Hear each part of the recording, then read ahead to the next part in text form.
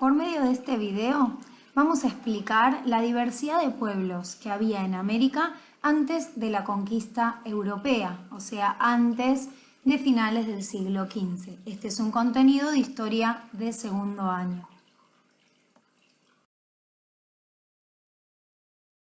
En primer lugar, para pensar la idea de diversidad, tenemos que tener en cuenta que lo diverso es lo distinto, la diferencia, las distintas variantes. Entonces, si decimos que en América había una diversidad de pueblos, quiere decir que no había una única forma de vida, ni una única forma de organización política, ni de formas de subsistencia, o sea, organización económica. Es decir, que en América había una cantidad de pueblos y cada uno de esos pueblos tenía diversas formas de organización. ¿Por qué planteamos esto? Porque por medio del sentido común, a veces los medios de comunicación, a veces los dibujitos animados, a veces también por medio de lo que se va enseñando en la escuela desde que somos chicos, creemos que en América había indios, entre comillas, y que los indios eran todos, iban todos desnudos y que usaban plumas, ¿no? Como si hubiera una sola forma de vida en América. Esta concepción viene de la conquista, porque los españoles cuando llegaron, hablo de los españoles porque fueron quienes tomaron la mayor cantidad de los territorios americanos, pero también los portugueses, también los ingleses, los franceses, en menor medida los holandeses. Bueno, la idea que transmitieron es que había indios salvajes inferiores a los que había que conquistar, a los que había que de alguna manera evangelizar, acompañar. Piensen que después de la conquista a los pueblos originarios se los consideró menores de edad que tenían que estar bajo la vigilancia siempre de un tutor español, en el caso de las colonias españolas. Entonces nos quedó un poco la idea de el indio salvaje, inferior, y que la imagen que también aparece en los dibujitos animados y en los medios es el que está desnudo con plumas, ¿no? Si bien existieron pueblos que utilizaron plumas para decorarse y no todos los pueblos usaban mucha vestimenta, dependía también del clima, lo que vemos en América es una diversidad tremenda.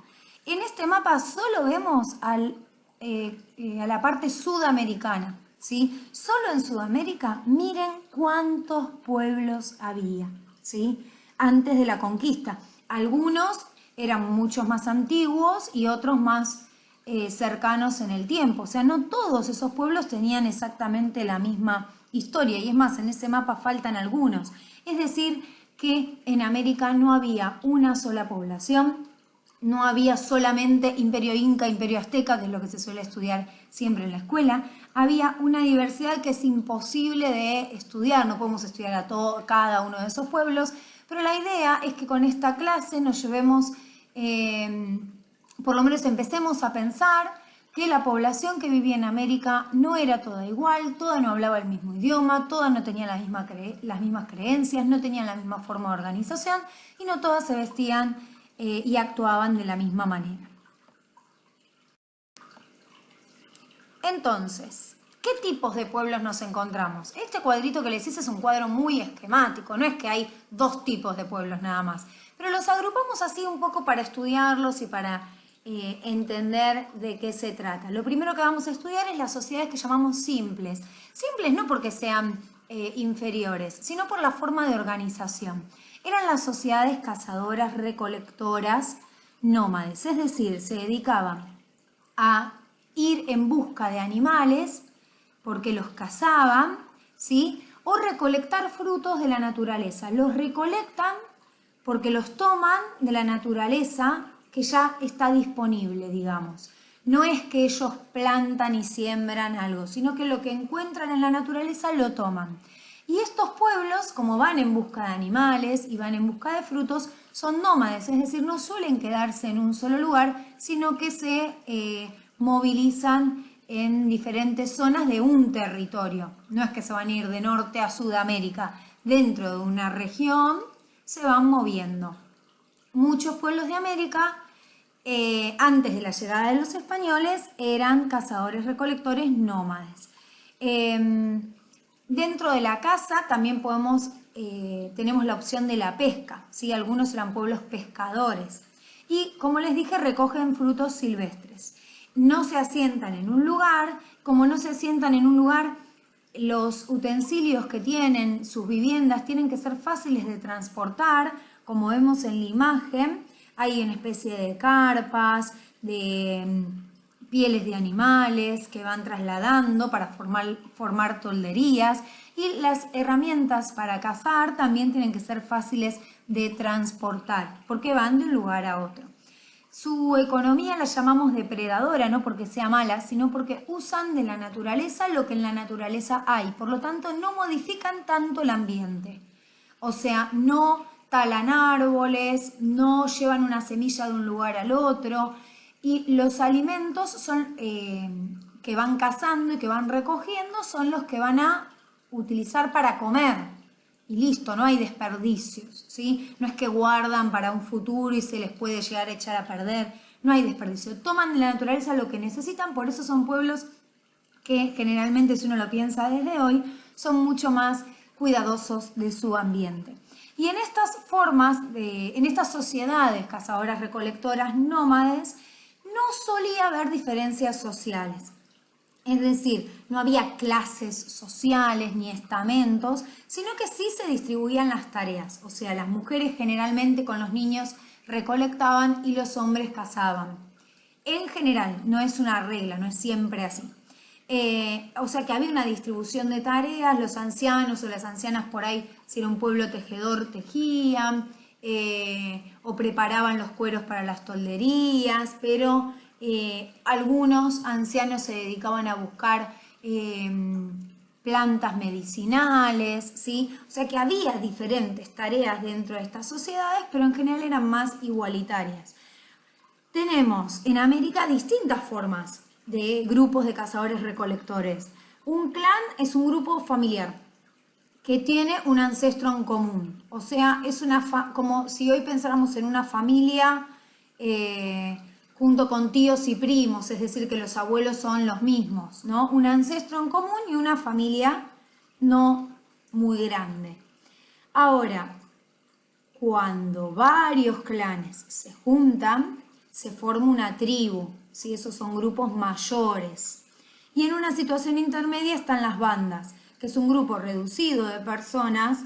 No es ni un clan, que es una sola familia, ni una tribu, que son varios clanes, es una cantidad intermedia, liderada por un jefe. Hay líderes, hay caciques, hay gente que va a organizar, pero ninguno tiene más poder sobre el otro. A diferencia de las sociedades más complejas, que son las que vamos a ver ahora. Las sociedades complejas, las llamamos así porque son las sociedades de pueblos que conocieron la agricultura, o sea que domesticaron plantas y después también animales. Entonces, si ellos van a sembrar unas semillas en el suelo, tienen que cuidar esas semillas, regarlas, esperar que crezcan y después cosecharlas. Eso lleva un tiempo y por eso tienen que quedarse en el lugar. Y por eso también empiezan a domesticar animales y entonces una vaca la tienen junto a su casa y les va a dar leche y con la leche van a hacer quesos o mantecas y demás. Entonces, quesos, leches, bueno, todo lo que venga de la vaca, por ejemplo. Entonces, son pueblos que ya viven en un lugar fijo, que modifican el ambiente, porque para sembrar tengo que, por ejemplo, si hay árboles talar, si hay malezas sacarlas, tengo que preparar el terreno, entonces modifican el ambiente. La economía es productora, porque no esperan solo lo que la naturaleza les da, sino que producen, llevan una semilla de un lugar a otro, por ejemplo, ¿sí? Fabrican cestas, fabrican cerámicas, ¿por qué? Porque tienen que almacenar lo que cosechan y pensar a futuro, cuánto les va a durar todo eso que cosechan. ¿Por qué? Porque siempre no hay cosecha. Se cosecha en un momento del año determinado fruto y después hay que esperar a que vuelva a crecer. Entonces, por eso se anticipan y por eso se tienen que quedar en un lugar. Por eso construyen viviendas de materiales más duraderos y se empiezan a quedar en un solo lugar. Obviamente que no hay solo estas dos opciones, hay opciones intermedias. Hay pueblos que eran agricultores, pero también mandaban a sus hombres a cazar. O sea, estos son los dos modelos y después hay situaciones mixtas, intermedias. Ahora, cuando la sociedad se hizo más compleja, porque se empezaron a quedar en un lugar, porque necesitaban organizar obras de riego principalmente para las cosechas, para trasladar el agua de un río hasta donde tengo la siembra, entonces ahí aparecen las jerarquías. Va a haber algunos que no trabajan porque dirigen esas obras públicas, esas obras de riego, los canales, todo lo que implica trasladar el agua para la cosecha, la siembra y la cosecha. Y por otro lado van a estar los que trabajan. Entonces, los que trabajan van a pagarle un tributo en especie, o sea, cantidad de productos, a los que no trabajan y viven sin trabajar porque dirigen. Este es el surgimiento del Estado.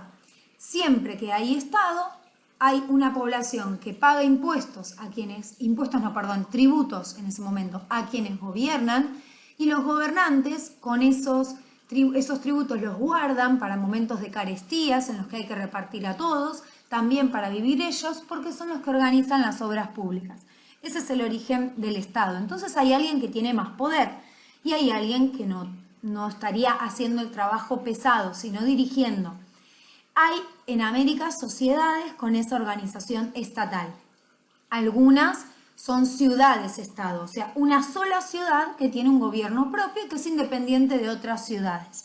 También hay estados unificados cuando varias ciudades se unen bajo un gobierno en común. Y cuando un estado unificado gobierna y conquista, primero y después gobierna a otras poblaciones, pero las tienen que conquistar militarmente, se convierten en imperios. Ahí tenemos el ejemplo del Imperio Inca y el Imperio Azteca.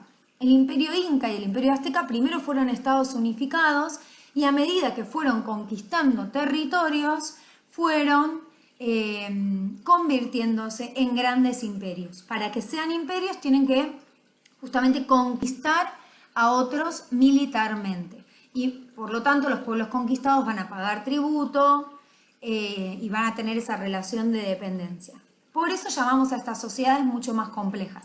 Ya hay jerarquía, ya hay Estado, o sea, quién gobierna y quién no. Si hay jerarquías sociales va a haber distintos sectores, el emperador o el rey, una especie de nobleza o sector privilegiado que se encargan de las tareas de organización y que generalmente están a cargo del Estado, y por otro lado, sacerdotes también van a estar dentro de los privilegiados, y por último, trabajadores y más abajo, esclavos que se obtenían de las guerras, ¿sí?, entre pueblos. Así que lo que vemos es que en América hay una cantidad de pueblos enorme, una diversidad en sus formas de vida, y cuando los españoles lleguen, los portugueses lleguen, los ingleses lleguen, no se van a encontrar con un solo tipo de pueblo, sino con una diversidad de pueblos y algunos enemigos entre sí, por territorio o por haber sido conquistados por otros.